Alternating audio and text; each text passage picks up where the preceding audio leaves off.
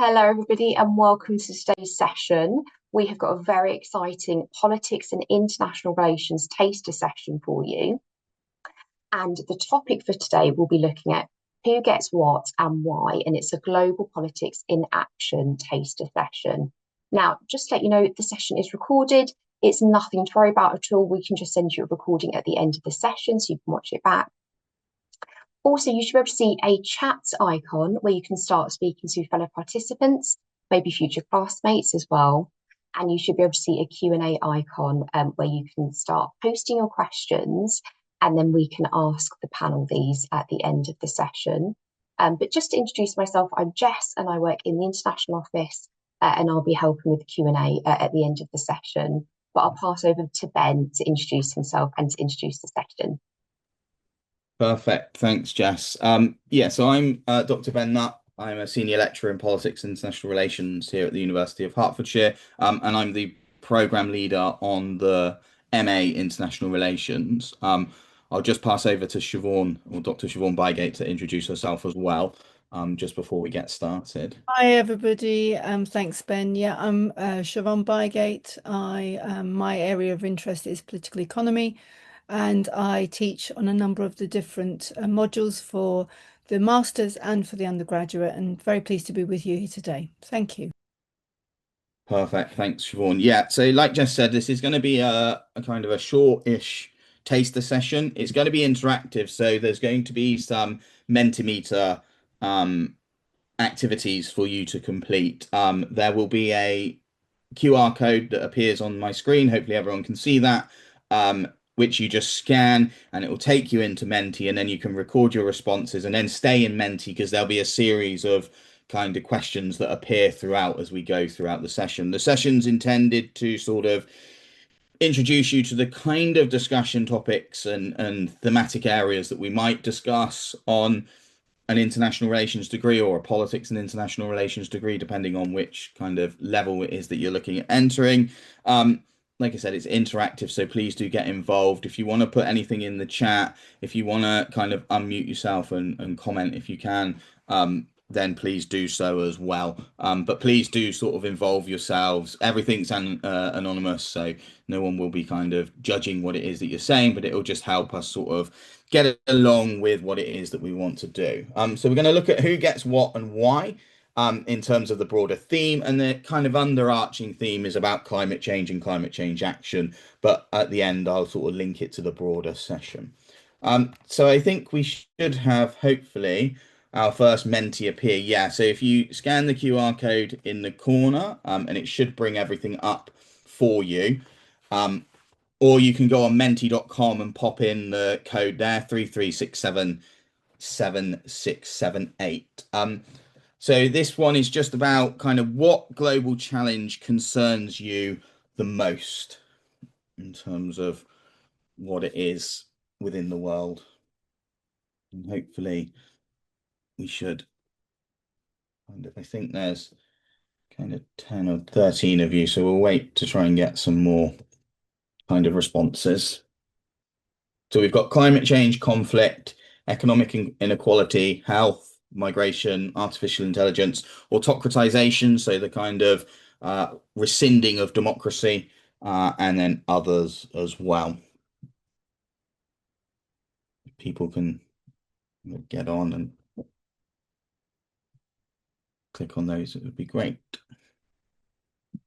It's taking a while, so why is it not coming through?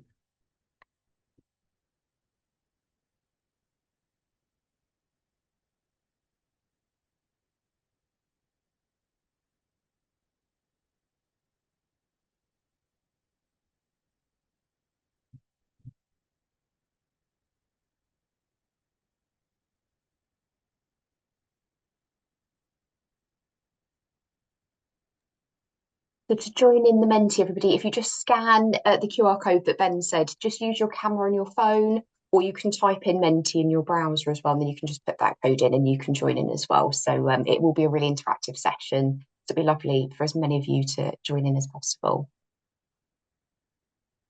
Yeah, we'll just wait another sort of minute and hopefully get a couple more responses. There will be a number of these as we go through. So yeah, like Jess said, if you can sort of open up Menti and get on that sort of area, it'll be useful for us in terms of sort of driving the session forward. Excellent.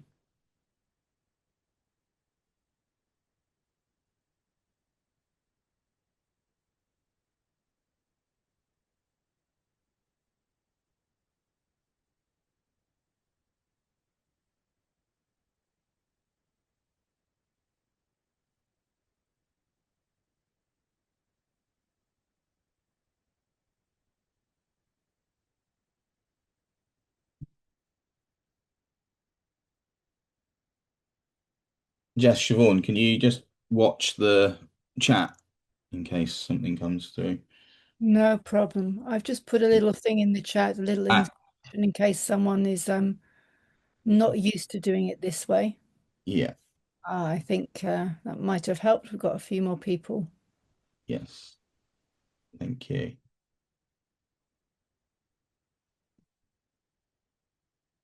Sort of please do, as we go through, keep trying to sort of get involved in these sorts of things. I'll kind of move the session on just a little bit, just so we're not sitting here. But do get involved and do sort of continue to. Oh, someone just raised their hand. I don't know if that's. But yeah. So I think what we see here, which is quite nice as the responses have come through, is that there's a kind of disparity. We're seeing that people already are identifying different challenges, emphasizing their priorities in different ways. And that's really what politics and international relations is so interesting for and is about, really. It's less about the problems that we see because lots of people identify different problems and recognize that these are all different problems. But what we really struggle with is disagreement over how to resolve these problems and what the best way of resolving them is, who should decide when they should be resolved, how they should be resolved. And it's these kind of questions that we'll kind of pick up on as we go throughout the kind of session. Okay. So that's really good. Again, on the next one, please kind of continue to try and sort of get involved. So what I want to do is sort of introduce you to this sort of new idea, which is where we take the task moving forward, which is that we've got this so-called Global Climate Adaptation Fund. So a new international climate adaptation fund of $100 billion has been made available, but we can't support every country. We can't give money to every country. So we've got to make a decision and policymakers must decide where the largest share should go. And you're going to adopt the role of policymakers as we go through this. So we've got four options about where the money can go or how we should prioritize where the money should go. So we've got the area of vulnerability. So this is the countries who face the greatest risks from climate change. So that can be through flooding, through food insecurity, through drought. So it's those who face the most danger. So we should divert money to those who face the most danger from climate change. We've then got capacity, and this is the countries with the fewest resources, so the less ability to actually adapt to protect themselves from climate change the most. Okay, and that can be because of poverty, corruption, a lack of expertise and resources. So this is who lacks the ability to respond without help. Okay, so we should give money to those countries who need to respond but can't do so unless we help them. We've then got interdependence, and these are the countries whose failure to adapt would have the biggest consequence for other countries in the world. So that can be because of migration pressures, so they're at risk of flooding and therefore people are going to migrate to other areas. It can be that they're really important countries and that they might cause regional instability, that they're important for food chain distribution and therefore if they flood or if they're impacted by climate change, then food security around the world will reduce. So it's where this is the question of we should divert attention to where a failure to affect would cross national borders the most. Okay, so if we don't resolve climate change, these countries would have a big impact on the world in general. And then finally, you have the choice of effectiveness. So this is the country where funding is most likely to produce successful outcomes. So that might be expertise and innovation, having existing industry, it might be a vested interest, it might be local knowledge. So we divert attention to those countries where if we give them the money, they'll make the biggest difference to resolving climate change. So they're the 4 areas: vulnerability, capacity, interdependence, and effectiveness. So to start with, I want you to think about which option would you support? Okay, which option would you support? Where would you divert money to? Where would you divert this sort of attention to?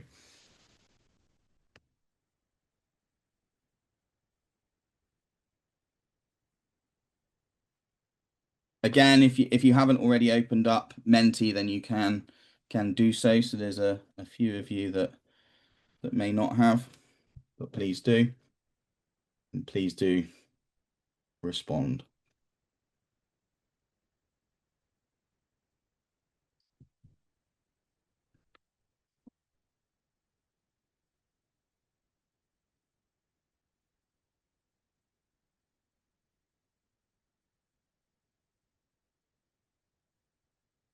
Excellent. So what we can see, which is really nice, is that we've got a really big split. Okay, so again, we're seeing that lack of agreement. People are prioritizing different things, and because you prioritize different things, it provides different answers effectively. Okay, it brings about these different kind of responses, and people start from different ideas. So what they do is that when you've been thinking about this, your overarching opinion about topics will be because you prioritize something moving on. And that's what I want to kind of get to the bottom of at the moment. So we'll move on. So when you made that decision, can you just in one word say sort of why you made that decision? So what were you prioritizing? What do you think should matter most when making global decisions? Is it outcomes? Is it resolving conflict? Is it justice or fairness? Okay, is it efficiency? What is it that you sort of prioritized or that you think matters most when making global decisions? Fairness.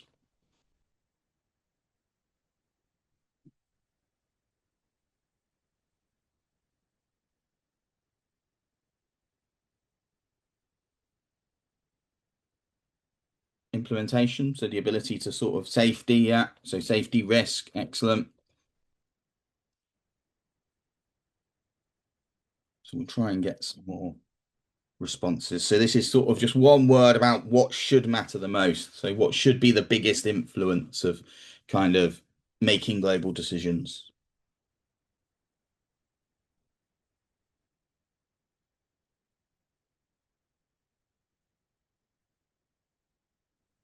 So again, just pop in one word. Well, hopefully. Vision. So where the direction is, long time, the term goals, excellent.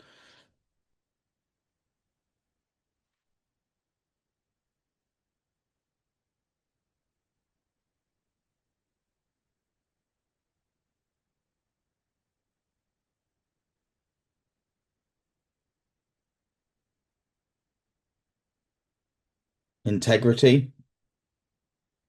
So kind of trust amongst countries and their reputation. Excellent.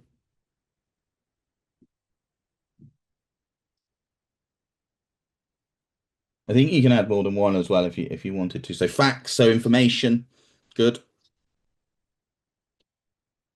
But again, what we see here is that many of these ideas and many of these values are different. And what that will do is pull us in different directions. Okay, so if we prioritize fairness, we might be looking at going in one direction. If we prioritize implementation and outcomes, we'll be going in a different direction. And what that means is that we focus on different things. We put our attention into different areas.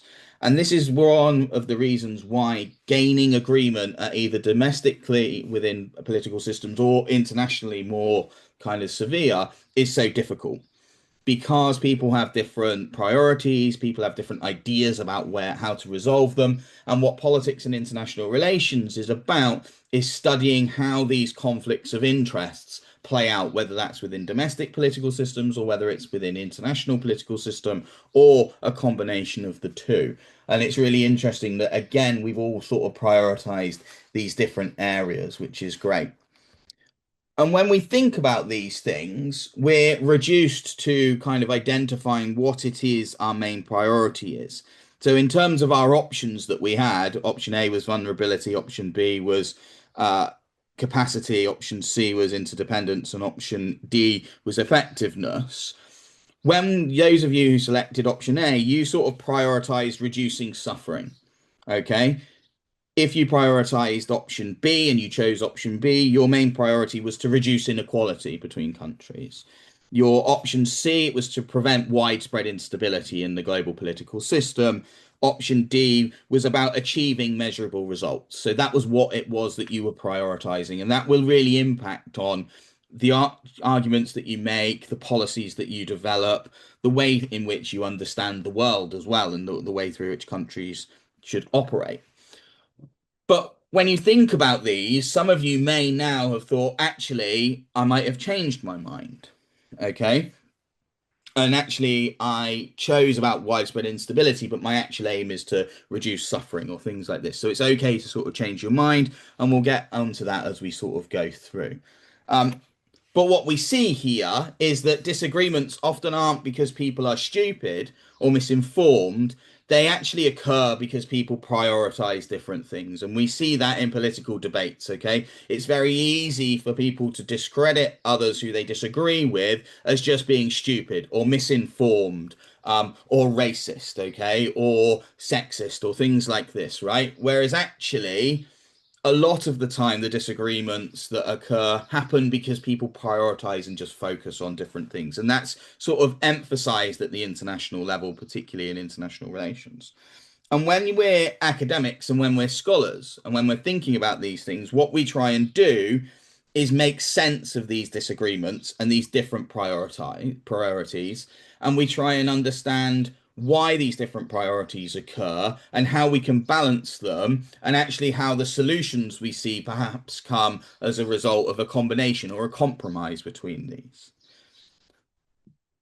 So at the moment, we've had some quite clear kind of perspectives. We've got this pot of money and then we've got these countries. But actually, when we think about global politics, there's a twist that can be held. Okay. And the twist is that some countries depend heavily on things like fossil fuel exports, carbon intensive manufacturing, or natural resource industries. And therefore, their ability to meet climate change goals or broader environmental goals could lead to job losses, reduced government resources, slower economic development. So, in other words, there are some countries in the world that may bear much larger, more significant costs from transitioning to a more environmentally friendly set of policies than others. Okay, so I want you to sort of think about a little bit. Should countries that stand to lose from climate transition also receive support? So, in other words, should countries be compensated for participating in transition that benefits the wider world at their expense, for instance? Or is it fair to ask countries to slow their own development for a broader common goal? Okay. Okay, interesting.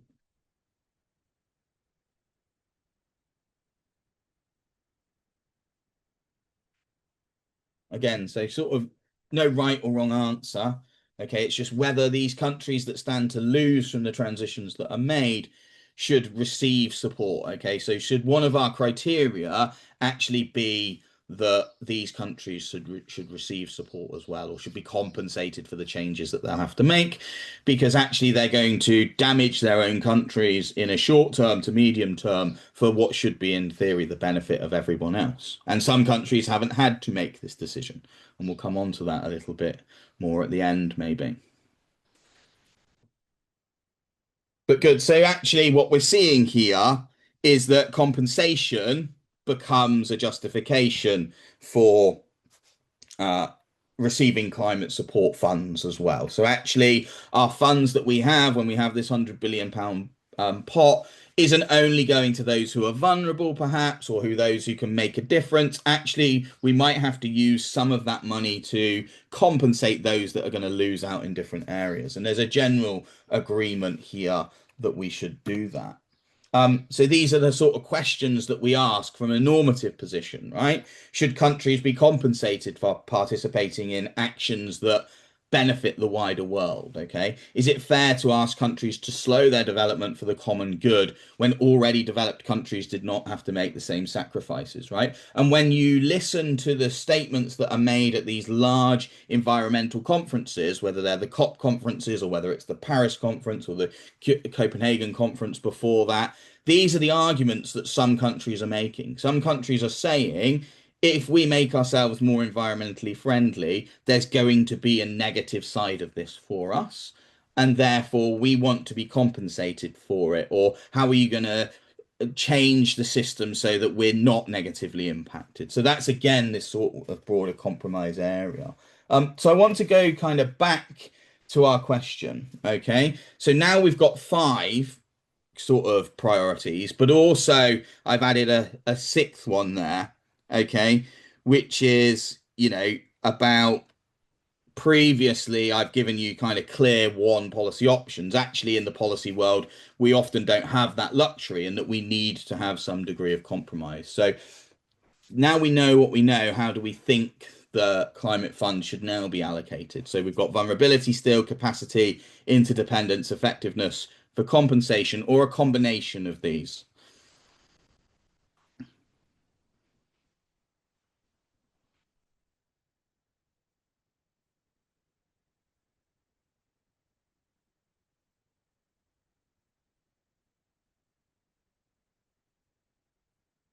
Okay.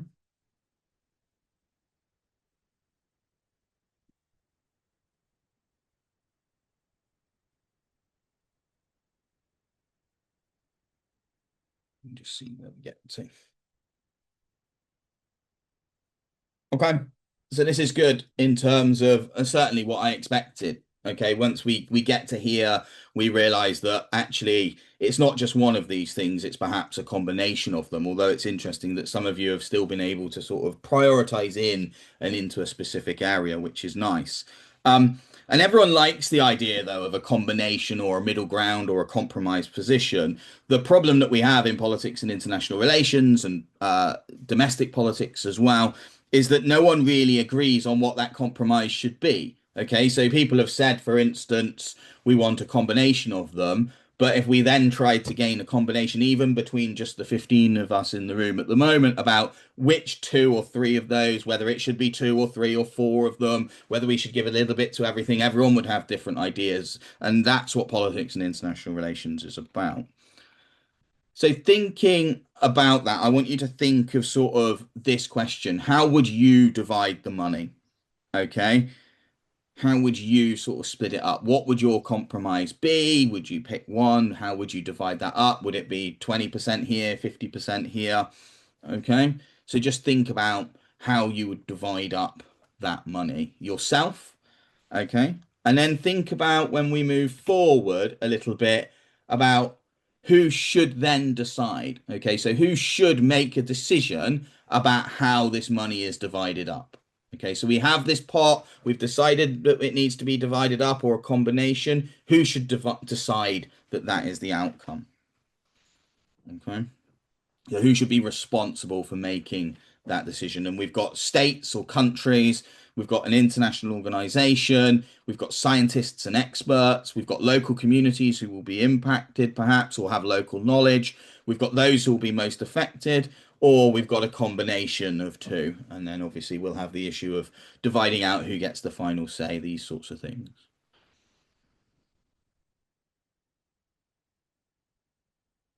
But also on the next slide, I'm going to ask you to think about why this person or this group should be the ones that decide, or why you've come up with this. So think about that as well in terms of who you think should decide. Okay. And then we should have a combination, think about why it is that they should decide as well.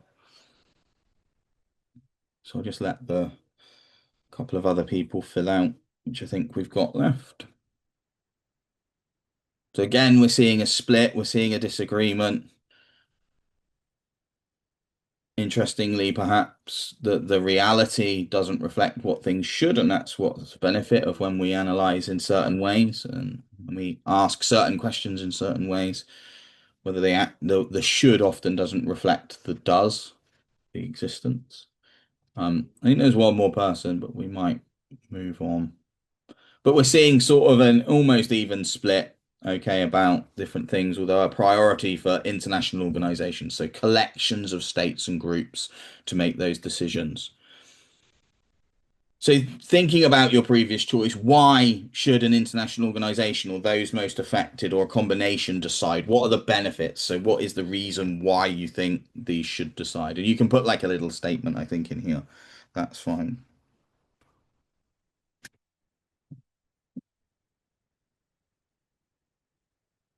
So why should it be, for instance, international organizations that decide? Or why should it be those most affected that decide? Or why should it be a combination of different actors? Or why perhaps should it be experts and scientists who make those decisions?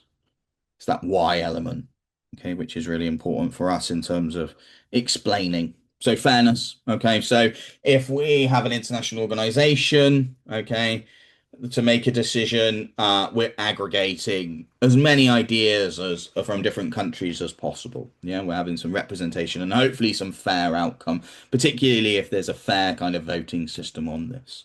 We want an international response, yeah. So we want a response that's agreed, perhaps.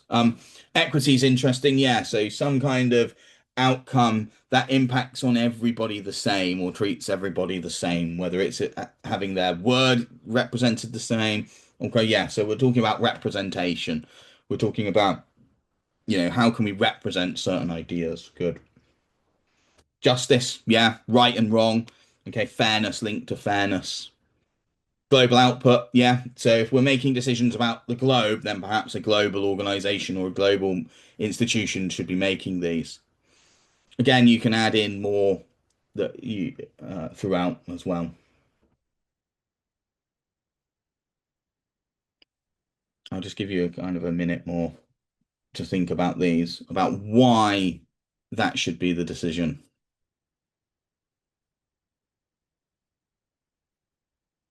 And then think about whether, from what you know or what you think, these sorts of ideas actually play out in global politics and domestic politics as we see it. Okay, are the outcomes in domestic politics and international politics that we see at the moment, are they fair? Are they underpinned by justice? Are they based on representation? Are they based on prioritizing output? Okay, do they want equitable relations between all countries or equitable representation? Okay, so think about those kind of things as well. So I think what we've got here is that it's this degree of representation, it's this degree of kind of common agreement, common sort of fairness and positionality. And in reality, there are actually implications of this, right? And we can ask ourselves different questions and we can break it down in different ways. So if we say wealthy countries are allowed to decide, we think about to ourselves, who benefits from this? Okay, where are the benefits that we see? Where will the money be translated? Why is it that we're saying that these wealthy countries should decide in that way? Okay, if we think about international organizations, which was a common preference amongst them, whose priorities are given preference and why are they given preference? So within that international organization, are there countries or ideas that dominate? Are there people who are given more weight? Do we come at that agreement by the amount of money that you donate the international organization, for instance, or do we break that down in a different way? Okay, do we prioritize those most at risk, those with most knowledge? These things happen within international organizations, and there'll be processes and politics that play out within those systems to help us sort of understand that and to sort of recognize how priorities are aggregated within international organizations. If we said, which no one did, but if kind of experts were to decide, whose knowledge or which experts, where would they come from in the world? What would they focus on? What sort of areas would they be studying? Okay, so whose knowledge matters? Is it from countries in the West, or is it from local communities? Is it from countries with big scientific outputs, or is it more kind of industrial outputs? Who matters? Which knowledge matters? And how is that prioritized?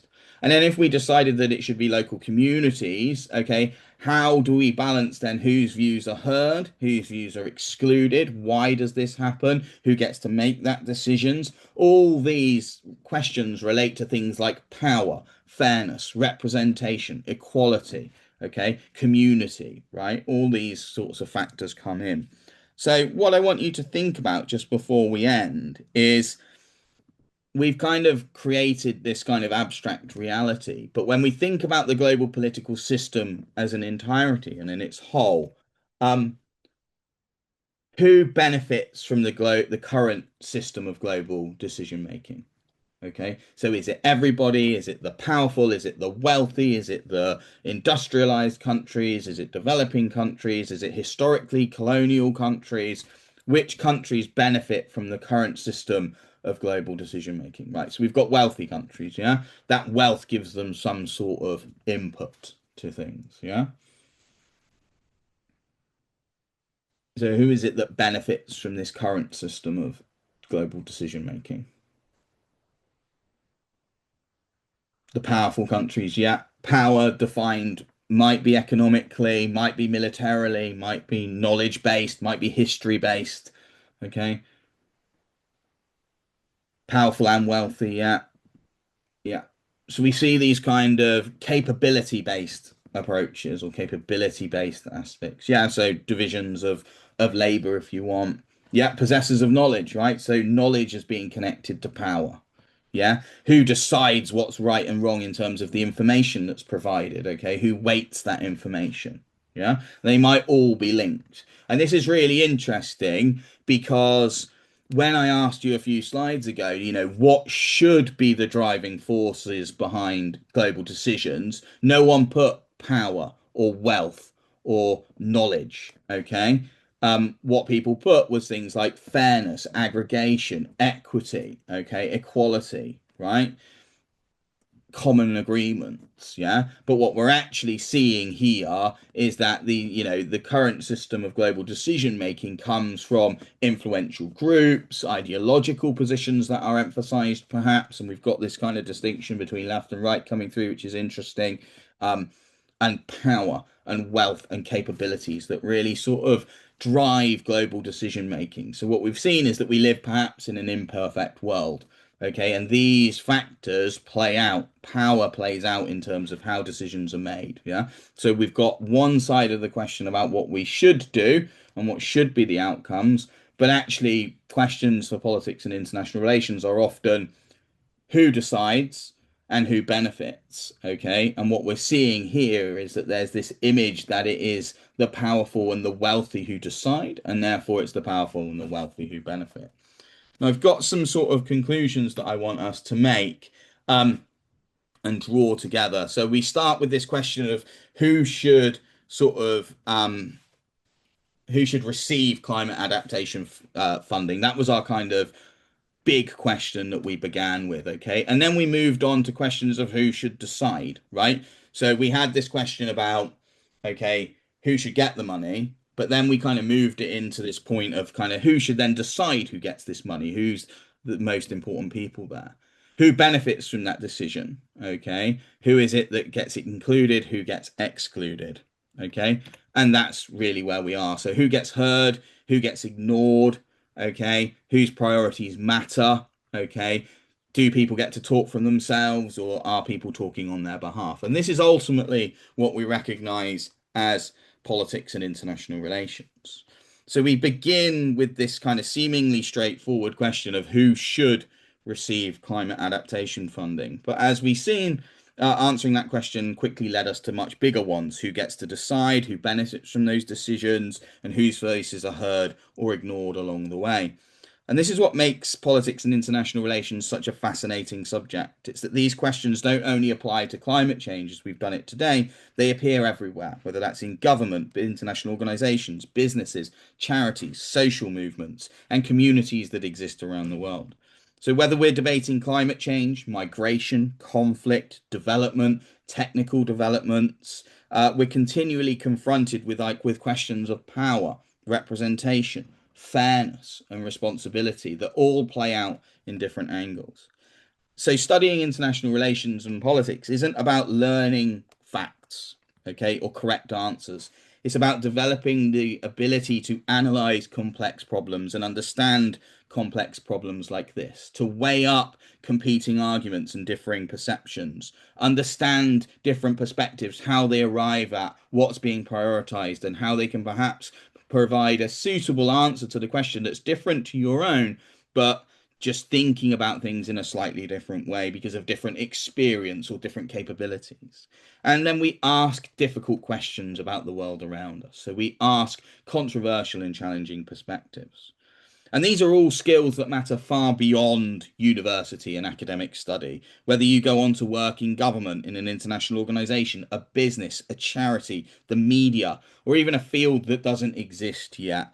Your ability to think critically, be able to communicate effectively, make informed judgments, and navigate complexity is invaluable to you. And we teach all of these skills through a lens of politics and international relations, but as a means for developing you as a graduate and providing you with the skills to go into the world outside of academia or within academia, if that's the angle you want to take. So actually what we see is a politics and international relations degree is much more than academic study and career preparation. It allows you to make sense of the world around you. It equips you to understand the forces that shape global events, to engage thoughtfully with a range of viewpoints, and to participate more confidently in debates that affect our collective future as a whole. It's about learning how the world works, why the world works like it does, and how we can engage in a conversation about how things should change for the better in the future. So in that sense, it doesn't only prepare you for a career outside of university, it prepares you to engage with the world in a much more informed manner, a much more thoughtful manner, and make you a responsible global citizen, I suppose we can say. So I think if I leave you with one kind of takeaway today, it's to be critical and it's to press decisions and to challenge decisions that you see. So whenever you encounter a challenge or a solution to a challenge, think about who decided that should be the challenge, or who's decided that that is the solution that should be adopted, who benefits from that being identified as a challenge or from that particular solution being adopted. And in making those decisions, who has been heard, who has been listened to, who has been prioritized, and importantly, who has been ignored. And it's quite often by understanding the position of those who are ignored that we can actually fully understand the system moving forward. And that's really where a study of politics and international relations begins, okay, is in thinking about those questions and those divisions of power and labor. So I think that's it from me. Yes, that is it from me. I'll stop sharing my screen because it takes up a lot of room. And I'll pass back to Jess. Any Oh, that questions? was absolutely brilliant, Ben. Thank you so much. I'll just share my screen, everybody, just so you can see this. Bear with me. Yeah, it was an amazing session, Ben. I really want to study international relations and politics now. It's absolutely fantastic. So thank you so much for that session. Everybody, you can ask Ben and Siobhan any questions now about your course, about what life is like as an international student on campus. So please do start posting those in the Q&A, and then I can start asking Ben and Siobhan those. But I do have a few frequently asked questions just whilst we wait for some of the attendee questions to come through. One of them is, what are the main assessments methods used for both BA Politics and International Relations and MA International Relations? So I don't know, Siobhan, if you want to go first in relation to the BA programme. Well, in fact, I think they're quite similar, but obviously at different levels. So on the BA program, we might use a presentation in class and a discussion, which we will assess in terms of not just the preparation and the knowledge, the in-depth knowledge of that particular topic, but also the ability to defend it, the ability to argue both politely but with conviction on a particular point. So that's one type of assessment. We may also have a poster submission or traditional essay as well, or in fact a video or some kind of recorded discussion or, as well. So these variations in assessments are really there to get the most out of the student and to be able to appeal to all sorts of abilities and insights which may in the modern world be presented in different ways. So it's giving people the ability to share those skills as well as their knowledge. Maybe Ben might want to follow up on the masters. Yeah, no, I think Siobhan's sort of covered everything really. We try and I think balance between what we would describe as kind of academic assessments. So essays or kind of reports or things that ask you to think academically about things. And then we kind of mirror that with, I guess, what we'd call a little bit more vocational or kind of practical based assessments, which might be about preparing you for life outside of university, developing skills in maybe policy making or speech writing or diplomacy, these kind of things, just to give you that kind of range of assessment in sort of how it is that we're looking to assess you. So we've got quite a broad sort of spectrum in terms of how we look to assess the program. That's fantastic. Thank you both. I think that's really good for our offer holders and applicants to be aware of that as well and help them be prepared. So fantastic. Thank you. And there's no exams on either of the programs either, so there's no sort of formal exams. Oh, that's brilliant. That's always good news, I think. Well, for me, I know some people do enjoy exams, but for me, that it sounds absolutely fantastic. Now, we've had a few questions come through, so thank you everybody for posting those. So, someone said, do I get to learn geopolitics whilst I'm studying this course? So, is that within the undergraduate and postgraduate? Is it available in either of them? Shall I answer that one, Ben? Yeah.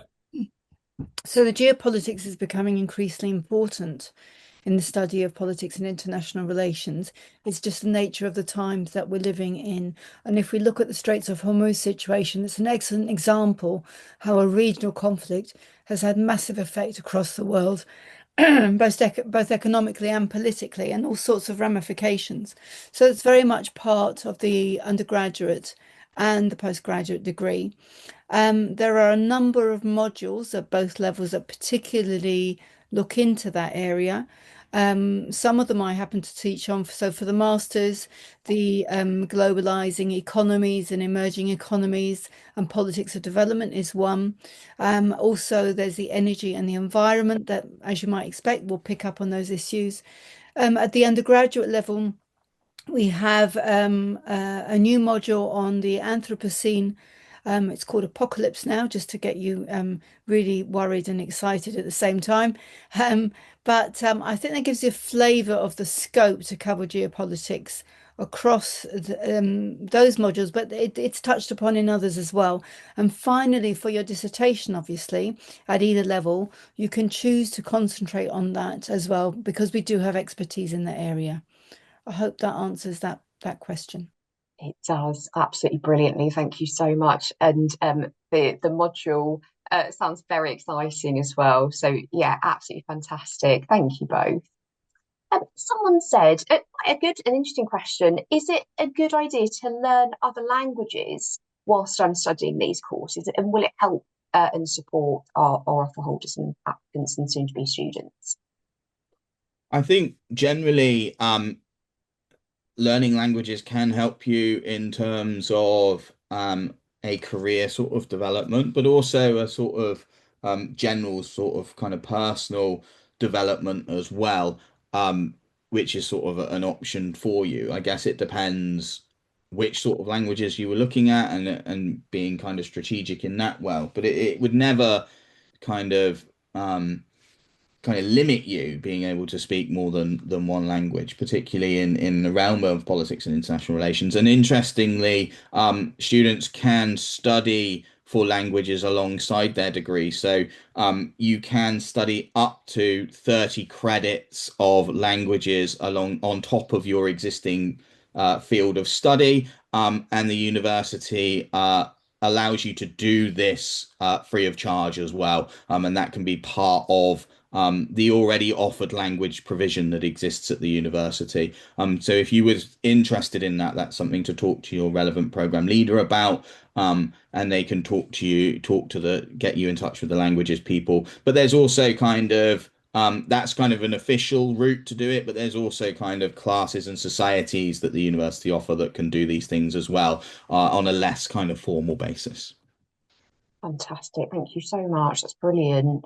And we've had a few people ask, what are the key modules covered within both of these courses, and which are most relevant to current global issues as well? I know, especially with undergraduate, there'll be such a variety of modules, and there may also be optional modules with the postgraduate course. But I don't know if there are any kind of core modules that you're happy just to kind of tell us the title and the overview of those as well. Ben, do you want to go on this one with I the... can start. Yeah.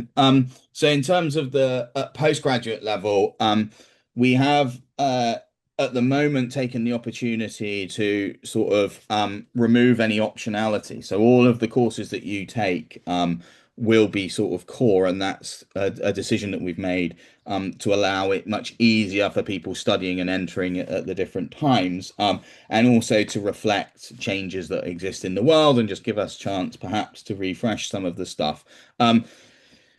So we kind of have modules that are designed to particularly focus on different areas, but also provide you with as broad an overview of the discipline as we can. So whether that's from kind of theoretical discussions to much more sort of contemporary discussions on what the world actually looks like. In all of those modules, we use contemporary examples and contemporary debates. And then I think there's modules on international political economy, but in terms of sort of emerging markets and developmental politics in an economic sense. There's discussions on peace and security. You learn about kind of research methods and how to design a research project, which feeds directly into your individual dissertation. There's a module on sport politics. There's a module on energy and environmental politics, and there's a module on justice and morality. So we kind of cover a variety of areas in terms of perhaps areas that you hadn't thought of or linked directly to it. Ones that are much more empirical and data driven, and then sort of the justice and morality module, which is much more opinion based and sort of philosophical in its output. So that's at the sort of master's level. I think at the undergraduate level, and Siobhan can pick up in a second, there's a bit more optionality, and a bit more opportunity to sort of stretch, and that's determined primarily by the fact that you're with us for 3 years as opposed to just the 1 or 2 years. But I'll pass over to Siobhan. Yeah, I would say the undergraduate, excuse me, is a little bit different, obviously, because it's a different point of entry to study. We have some core modules over the first, second, and third year, which is really supporting you in your academic skills development, so probably less relevant to the master's course. There are staggered developments around both depth of study over the years, but also the variety of study. So we've got similar courses to the masters, but others that are particularly relevant to a more specific situation. So, for example, we have a course on multiculturalism in the first year, looking at comparisons of successful multicultural organisations between Canada, the UK, France, and the Lebanon. And now within the master's course, that might be included within one of the modules. It's touched on, but within one of those modules. So in a sense, you can't really compare the 2 degrees for that reason. But I would say the undergraduate is very rich in what it's offering you. It has a really widespread set of modules, and this really enables you to decide what you want to focus on going forward, whether professionally or in further study. So again, I hope that answers the question adequately. Absolutely brilliant. Thank you so much, both. And again, really useful for our applicants to be aware of that information. I've got a few questions here, and I'm going to combine them. So a few people have said, how do these courses support students to develop those practical skills that they need for their future careers? And also, can they, study, say, for example, the MA programme and then go on to work for example, the UN or the White House, or would they need additional qualifications training experience to be able to, get to the point where they want to within their career? So I think that's kind of two parts, really. I think there is an opportunity for us, and we look to develop what we would call soft skills or transferable skills. So whether that's critical thinking, whether it's organizational skills, whether it's communication skills, whether it's these sort of practical skills that people might need, using certain software or being able to communicate both written, orally, be able to build sort of projects, think about policies, these kind of things. We do build them into our assessments and into our classes. So we do a lot of group work on the masters, for instance.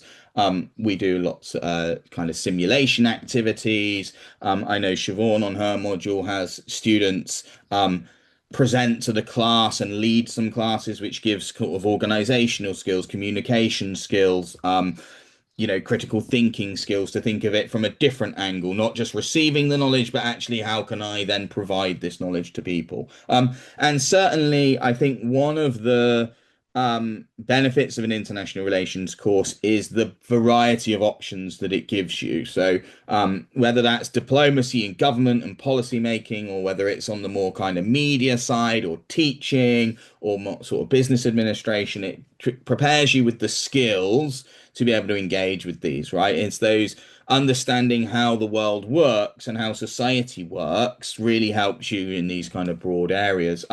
Certainly the United Nations isn't a destination that people could get to.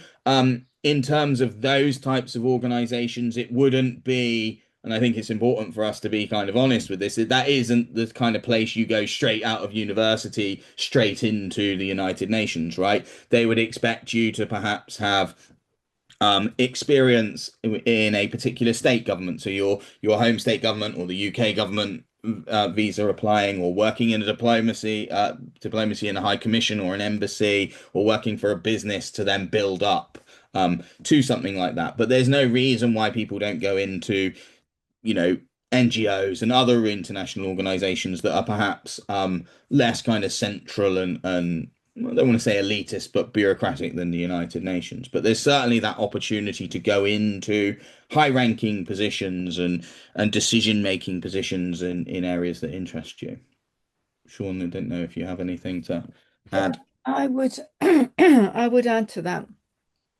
But I think it's very easy when you're looking at studying international relations to focus on those high-ranking or most sort of apparently attractive positions because they're very visible. But in fact, many of those positions are politically appointed. So people are usually within a party or a government organization, and they get appointed to that role. That's not to say that anybody studying this course can't achieve that, but it's that progression will be part of a number of different choices post-graduation. What I do think is important is to think about the lower beginning levels and the mid levels of attainment that you can achieve professionally, because that's the more realistic route. So the lower levels may be something that appears less sexy, if you like, for want of a better word, but actually will give you the skills, the really good, strong professional skills to prepare for the next transition to middle level management. And I think it's important to be realistic and to see your progression in career terms after graduation as a very steady stepladder. You're consolidating knowledge, you're consolidating skills, you're building on them, and you step up to the next level. And I think that should be encouraging for people rather than put them off, because the less pressure, actually, the more likely you are to achieve your goal. So I hope that answers that question a little bit more too. Definitely. Thank you so much, both. Yeah, absolutely fantastic advice and information that you provided to everybody. I've just got one final question that I'd like to ask you, Ben, if that's okay. So someone said for MA International Relations, for the dissertation programme, can they pick a topic from their home country that's related to international relations, or does it need to be something related to the UK?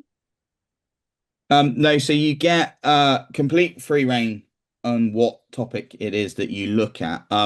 And you are advised in that, or kind of not driven, but you're kind of supported in making that decision in two ways, really. One is through our research methods module. So our member of staff, Ivor Sokolic, takes you through the research process, how to develop a question, how to link that to your own personal, not only interests, but also experiences. And I think something that a lot of us try and encourage, and that we would like people to do a little bit more of, certainly from my side of things, is actually to focus not only on matters from your own country, but your own personal experience as well. So in the evidence that you're giving, don't only make it about your national experience of your country, if you want to use your country as an example, but actually your lived experience as well.